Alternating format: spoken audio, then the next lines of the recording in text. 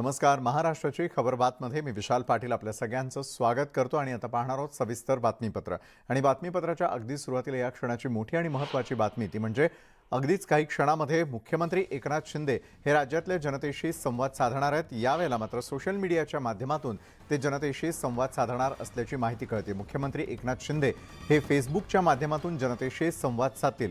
यापूर्वी देखील अनेक वेळेला आपण पाहिलेलं होतं की उद्धव ठाकरे यांनी अशाच प्रकारे जनतेशी संवाद हा फेसबुकच्या माध्यमातून केलेला होता. मात्र पहिल्यांदाच अशा प्रकारे फेसबुकच्या माध्यमातून एकनाथ शिंदे मुख्यमंत्री पदावरती विराजमान झाल्यानंतर संवाद साधणार आहेत. एका बाजूला अगदी काही दिवसांपूर्वीच दिवाळी जी आहे ती आपण साजरी केलेली आहे. दीपावली पाडव्यानिमित्तानं राज्याचे मुख्यमंत्री एकनाथ शिंदे हे जनतेशी संवाद साधणार आहेत. तर येत्या शनिवारपासून मुख्यमंत्री आणि उपमुख्यमंत्री हे राज्याच्या दौऱ्यावरती निघणार आहेत. राज्याचा दौरा करत असताना अतिवृष्टीमुळे शेतकऱ्यांचं झालेलं नुकसान आणि त्याची पाहणी करण्यासाठी देखील ते बाहेर पडणार असल्याची शक्यता.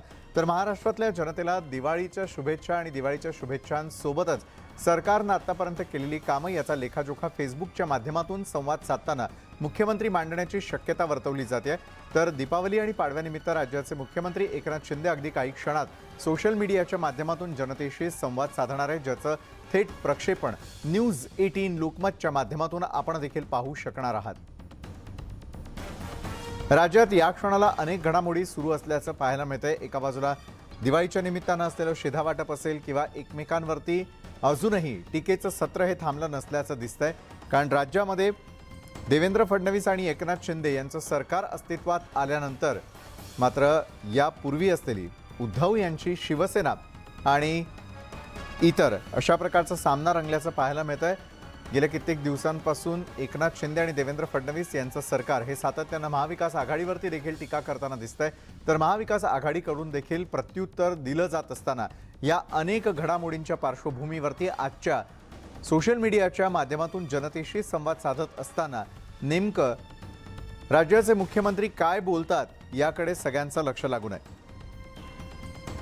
अगदी काही दिवस जर आपण पाहिले दिवाळीचे तर त्यामध्ये अनेक गोष्टी या लक्षवेधी ठरताना आपल्याला सगळ्यांना पाहायला मिळतात. त्यातली मोठी आणि महत्त्वाची बाब म्हणजे अनेक दीपोत्सवांना लावलेली हजेरी आणि दीपोत्सवांना हजेरी लावत असताना कशाप्रकारे महाराष्ट्रातली जनता ही खुल्या मनानं आता संवाद साधताना दिसतेय, फेस्टिवल साजरा करताना दिसते, याचा उल्लेख वारंवार करण्यात आलेला आपण यापूर्वीच पाहिलेला होता.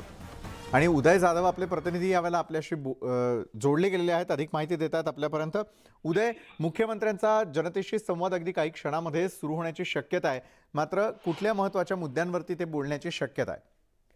मुख्यमंत्री एकनाथ शिंदे थोड्याच वेळामध्ये राज्यातील जनतेशी फेसबुक लाईव्हच्या माध्यमातून संवाद साधणार आहेत. दिवाळीसारखा मोठा सण उत्सव सध्या सुरू आहे आणि या सण उत्सवामध्ये राज्यातील बळीराजा सध्या संकटामध्ये आहे. आसमानी संकटामुळे राज्यातल्या बळीराजा जो आहे संकटात आलेला आहे. आणि जय महाराष्ट्र. आज पाडवा, आपणा सर्वांनाच पाडव्याच्या खूप खूप शुभेच्छा. आज आपण दीपोत्सव म्हणजे दिव्यांचा प्रकाशाचा उत्सव साजरा करतोय. सगळीकडे दिवाळीची धामधूम सुरू आहे. या दिवाळीनिमित्त आपल्याला मी सर्वांनाच मनापासून शुभेच्छा देतो. दिवाळीचा हा सण आपल्या सर्वांच्या आयुष्यात सुख, समृद्धी, भरभराट घेऊन येऊ या सदिच्छा. गेली 2 वर्ष आपल्यावर निर्बंध होते, पण यावर्षी सर्व सण आपण मुक्त आणि मोकळ्या वातावरणात साजरे करतोय. सकारात्मक बदल आपल्याला सगळीकडे पाहायला मिळतोय. तसेच कामालाही गती मिळते. महाराष्ट्राकडे सगळे आशेने आणि विश्वासाने पाहू लागलेत. आपल्या सर्वांसाठी आम्ही हे शिवधनुष्य पेललंय आणि आता आमचाही आत्मविश्वास वाढलाय. आपल्या सर्वांची साथ मिळत असल्याचं लक्षात येऊ लागलंय. वेगवेगळ्या क्षेत्रातील मरगळ झटकली जाते आहे. हिंदू हृदय सम्राट बाळासाहेब ठाकरे आणि धर्मवीर आनंद दिघे साहेब यांचा आशीर्वाद घेऊन आम्ही हे पाऊल टाकलंय. बाळासाहेब नेहमी सांगायचे, समाजकारण आणि राजकारण यात समाजकारणाला प्राधान्य द्या. दिघे साहेबांनी देखील सर्वांना सोबत घेऊन त्यांच्या हक्कासाठी लढायला शिकवलं. आणि म्हणून शेतकरी, कष्टकरी, कामगार, वंचित, शोषित अशा सगळ्यांच्या सर्वांगीण विकासाचा आमचा ध्यास आहे. तो पूर्ण करण्यासाठी आम्ही एकजुटीने प्रयत्न करतोय. मंत्रिमंडळाच्या पहिल्याच बैठकीत मी आणि उपमुख्यमंत्री महोदयांनी हे ठामपणे सांगितलं आणि ठामपणे निर्णय घेतला. हे सरकार प्रत्येकाच्या मनातलं सरकार आहे. हे आपलं सरकार आहे. हे सर्वसामान्यांचं सरकार आहे. हे सगळ्यांसाठी असलेलं सरकार आहे असं वाटलं पाहिजे. आणि सांगताना मला अत्यंत आनंद होतोय. आमची वाटचाल देखील गेल्या 3-4 महिन्यामध्ये अशीच सुरू आहे. आपत्तीने आपण कधीच डगमगलो नाही. त्यामुळेच काही चांगल्या योजना राबवण्यासाठी प्रयत्न सुरू केला आणि त्या यशस्वी देखील होत आहेत. याचं समाधान देखील आहे. अंमलबजावणीत अडचणी असतील, पण आमचा हेतू सुस्पष्ट आणि निस्संदेह आणि चांगला असाच आहे, लोकांच्या भल्यासाठी आहे. स्वातंत्र्याच्या अमृत महोत्सवी वर्षानिमित्त राज्यातील 75 वर्षावरील ज्येष्ठांना आपण मोफत एसटी बस प्रवासाची योजना सुरू केली. आता बघा, गेल्या 52 दिवसामध्ये या योजनेचा 1 कोटीपेक्षा अधिक ज्येष्ठांनी लाभ घेतला. इतका उत्स्फूर्त प्रतिसाद या योजनेला मिळतोय. दिवाळीसाठी शिधापत्रिका धारकांना शिधा वस्तूंचं दिवाळी गोड होण्यासाठी पॅकेज आनंद शिधा केवळ 100 रुपयामध्ये देण्याचा निर्णय घेतला. अतिवृष्टी आणि पूरग्रस्तांना NDRFच्या मदतीच्या दुप्पट आणि 2 हेक्टर ऐवजी 3 हेक्टर मर्यादेमध्ये नुकसान भरपाई देण्याचा देखील आम्ही निर्णय घेतला. त्यामध्ये जवळपास 30 लाख शेतकऱ्यांना 4000 कोटींची मदत मिळते आहे. निकषामध्ये न बसणाऱ्या सततच्या पावसाळ्यामध्ये बाधित होणाऱ्या शेतकऱ्यांना देखील मोठा दिलासा देण्याचा निर्णय आम्ही घेतला. 755 कोटी रुपयांची त्यांना देखील मदत या ठिकाणी सुरू आहे. भूविकास बँकेचं कर्ज घेतलेल्या सुमारे 35,000 शेतकऱ्यांना 950 कोटींची कर्जमाफी देण्याचा ऐतिहासिक निर्णय देखील आम्ही घेतला. 50,000 रुपये जे नियमित कर्ज भरणारे शेतकरी होते त्यांना प्रोत्साहनपर अनुदान देण्याच्या योजनेत एकाच दिवशी 7 लाख शेतकऱ्यांच्या खात्यामध्ये 2,500 कोटी रुपये जमा करण्याचा ऐतिहासिक निर्णय झाला. पोलीस भरतीला देखील आम्ही सुरुवात केली आहे. 20,000 पोलीस शिपायांची पदं भरण्याची प्रक्रिया सुरू झाली आहे. त्याचबरोबर राज्यातल्या विविध विभागातील 75,000 पदांची भरती लवकरच सुरू करण्याची देखील प्रक्रिया सुरू झालेली आहे. पोलिसांच्या घरांच्या किमती 50 लाखावरून 15 लाखावर आणल्या. प्रत्येक जिल्ह्यात वैद्यकीय महाविद्यालय उभारण्याचा निर्णय घेतला आहे. आरोग्यासाठी देखील दुप्पट निधी देण्याचा देखील सरकार आमचा निर्णय घेत आहे. राज्यात 700 बाळासाहेब ठाकरे आपला दवाखाना सुरू आपण करतोय. माता सुरक्षित तर घर सुरक्षित अभियानात 4 कोटी महिलांची आरोग्य तपासणी या ठिकाणी सुरू आहे. यासाठी वाहतूक आणि औषध खर्चापोटी प्रत्येक जिल्ह्याला 2 कोटी रुपये देण्याचा निर्णय आपल्या सरकारने घेतला आहे. हिंदू हृदय सम्राट बाळासाहेब ठाकरे समृद्धी महामार्गाचा पहिला टप्पा नागपूर ते शिर्डी लवकरच त्याचा शुभारंभ आपण करतोय. पश्चिम महाराष्ट्र ते गोवा असा नवा इकॉनॉमिकल कॉरिडॉर विकसित आपण करतोय. मुंबईतल्या MMRDAच्या प्रकल्पांना गती देण्यासाठी 60,000 कोटी रुपयांचं कर्ज उभारण्यास आपण त्याला परवानगी दिलेली आहे. मुंबईमध्ये 337 किलोमीटरचं मेट्रोचं जाळं उभं होत आहे. त्यामुळे वाहतूक कोंडी दूर होईल, लोकांना मोठा दिलासा मिळेल. राज्यात केंद्राच्या नीती आयोगाप्रमाणे राज्यामध्ये मित्र ही संस्था आपण स्थापन केली आहे. यामुळे राज्याचा विकास वेगाने होईल. पायाभूत सुविधांच्या महत्वाच्या प्रकल्पांना देखील वेग देण्यासाठी मुख्यमंत्री वॉर रूम मधून त्याचं मॉनिटरिंग केलं जात आहे. मुंबई, ठाणे, नवी मुंबई MMR मध्ये वाहतूक कोंडी कमी करण्यासाठी इतर आवश्यक पायाभूत सुविधांना वेग देण्याचा देखील निर्णय घेतला आहे. मुंबईतल्या जवळपास 600 किलोमीटरचे रस्ते आपण कॉन्क्रीट करण्याचा निर्णय घेतला. त्याच्या निविदा प्रक्रिया देखील सुरू झालेली आहे. त्याला 5,500 कोटी रुपयाची तरतूद केली आहे. राज्यामध्ये 15,000 विद्यार्थ्यांना रोजगार संधी देण्यासाठी Tata institute of social sciences सोबत MOU देखील आपण केला आहे. महाराष्ट्रात 9 लॉजिस्टिक पार्क देखील उभारण्याचा निर्णय घेतला आहे. राष्ट्रीय आंतरराष्ट्रीय स्पर्धांमध्ये यशस्वी खेळाडूंना बक्षिसांच्या रकमेमध्ये 5 पट वाढ करण्याचा निर्णय घेतला. यामुळे राज्यातले खेळाडू राष्ट्रीय आणि आंतरराष्ट्रीय पातळीवर आपल्या राज्याचं नाव लौकिक करतील. आता सगळ्या क्षेत्रात आघाड्यांवर असा विकास कामाचा धडाका सुरू आहे. कुठलंही काम आम्ही थांबवलं नाही. उलट वित्तीय बाबींचा पडताळा ताळमेळ घेतल्यावर अनेक कामांना परवानगी तात्काळ दिली. कृषी, सिंचन, पायाभूत सुविधा, उद्योग, पर्यटन, आरोग्य आणि शिक्षण अशा बहुतेक सर्व क्षेत्रातील कामांना आम्ही गती देतोय. विकास कामं, योजना, प्रकल्प यामध्ये सर्वसामान्यांच्या आशा आकांक्षा यांचं प्रतिबिंब उमटेल यावर आमचा भर आहे. महाराष्ट्र देशाचा ग्रोथ इंजिन आहे. आपली मुंबई महानगरी देशाची आर्थिक राजधानी आहे. विदेशी गुंतवणूक आणि व्यापार उद्योग पायाभूत सुविधांच्या विकासात आपला महाराष्ट्र अग्रेसर आहे. तो देशाच्या विकासाची पताका जगात फडकवत ठेवेल हीच आपल्या सर्वांसोबत आमची भावना आहे. आणि यासाठीच आम्ही सर्वांनी एकजूट केली आहे त्याला आपण साथ देत आहातच. ही साथ कायम राहील. हे नातं आणखी घट्ट आणि बळकट होईल असा विश्वास आहे. जनतेच्या मनातलं सरकार म्हणजे त्यांचे प्रश्न, अडीअडचणी आणि भावना समजून घेऊन पुढे जाणारं सरकार अशी आमची धारणा आहे. त्यासाठी अहोरात्र काम करण्याची, जनतेत जाऊन त्यांना सोबत घेऊन काम करण्याची आमची तयारी. गेल्या काही दिवसापासून आपण हे बदल अनुभवत असालच. हा केवळ एक टप्पा आहे.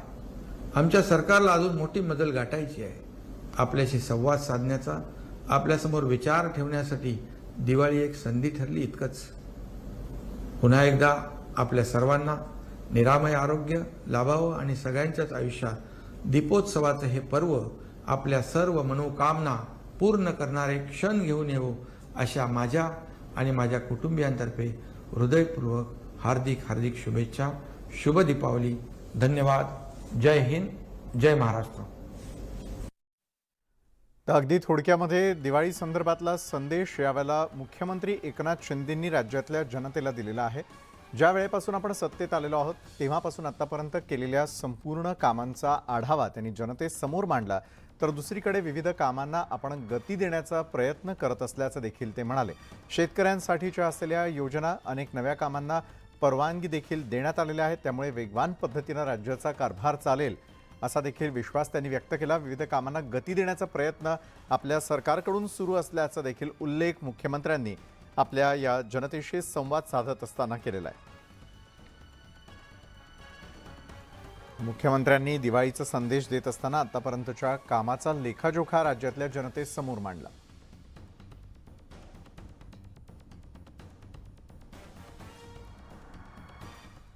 मुख्यमंत्री एकनाथ शिंदे आणि उपमुख्यमंत्री देवेंद्र फडणवीस महाराष्ट्राचा दौरा करणार आहेत. शनिवारपासून हा दौरा सुरू होणार आहे. राज्याच्या अनेक भागात अतिवृष्टीमुळे पिकांचं अतोनात नुकसान झालेलं होतं आणि या नुकसानीचा आढावा घेतला जाण्याची देखील शक्यता आहे. सीएम डीसीएम करणार राज्याचा दौरा. आम्ही काही ठिकाणी सोबत करू, काही ठिकाणी वेगवेगळा करू. दौरा आम्ही नक्की करणार. अतिवृष्टीग्रस्त भागाची करणार पाहणी.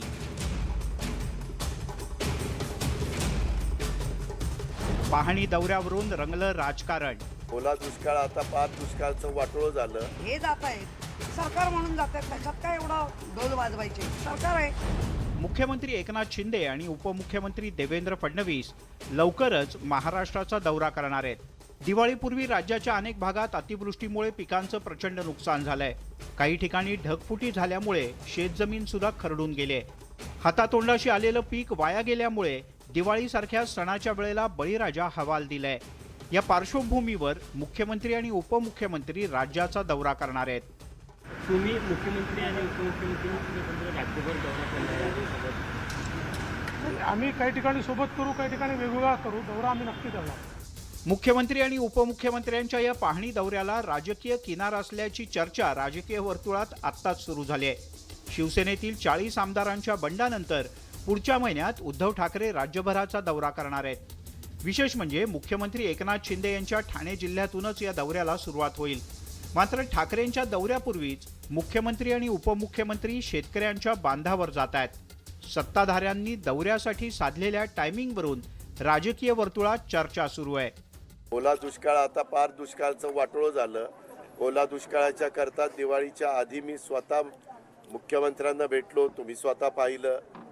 उपमुख्यमंत्र्यांना भेटलो आणि तेव्हाच मी म्हणत होतो की हाताबाहेर परिस्थिती गेलेली आहे. एक तर आपल्या सगळ्यांची खरीपाची पिकं गेली आणि रब्बीची पण पिकं गेली.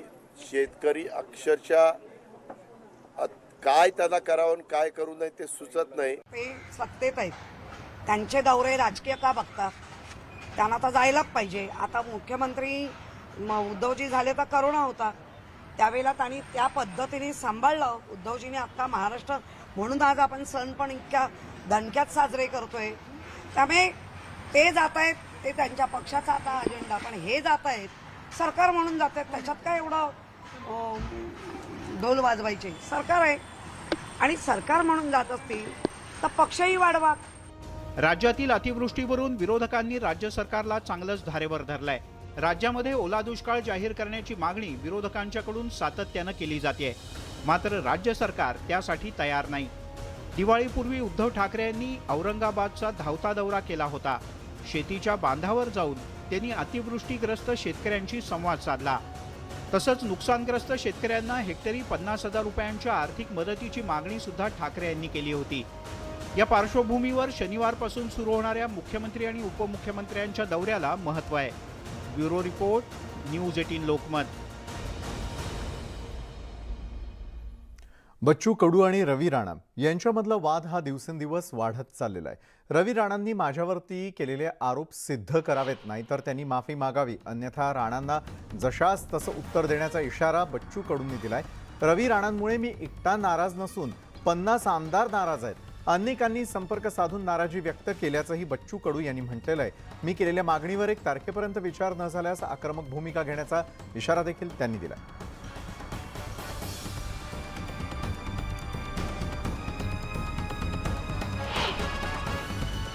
राणा असा का बोलला?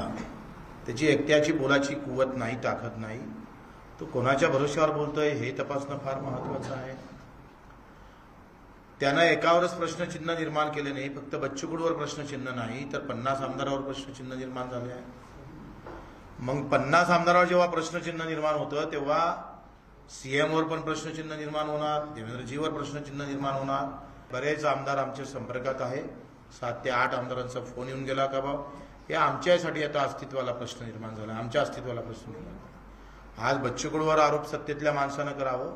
उद्या आम्ही ज्यांना पाठिंबा दिला, ज्यांनी कष्ट घेतले, तुम्हाला माहित आहे काय हे सत्ता बदलल्या झाल्यानंतर राजकारणाचा एक वेगळ्या प्रकारचा मोठा बदल आम्ही पाहतो राज्यामध्ये पडताना दिसतो. आमच्या अस्तित्वालाच कोणी जर आता घरातलाच माणूस जर बोट टाकत असत तर ते बोट छाटण्याचंही काम बच्चू कडू केल्याशिवाय राहणार नाही. आणि मग यासाठी 1 तारखेला आम्ही राणाला वेळ दिलेला आहे. कोणावर आरोप करताना अशा पद्धतीनं आरोप करणं, या पद्धतीनं त्याचं अस्तित्वच पणाला लावणं हे फार चुकीचं आहे.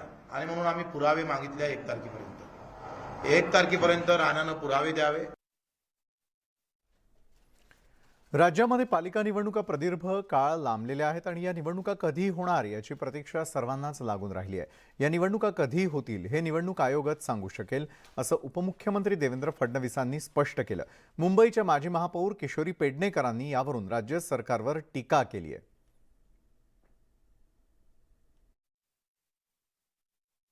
कोर्टामध्ये केस चाललेली आहे आणि त्या केसचा जो काही निकाल लागेल किंवा जो काही डायरेक्टिव्ह मिळेल त्यानुसार निवडणुका ठरतील. निवडणुका कधी घ्यायच्या हा सगळा अधिकार निवडणूक आयोगाचा आहे. आता निवडणूक आयोगाने एक टाइमटेबल फायनल केला होता, त्याच्याविरुद्ध कोर्टात केस चालली आहे. त्या केसचा निकाल लागेल तर लगेच निवडणुका होतील.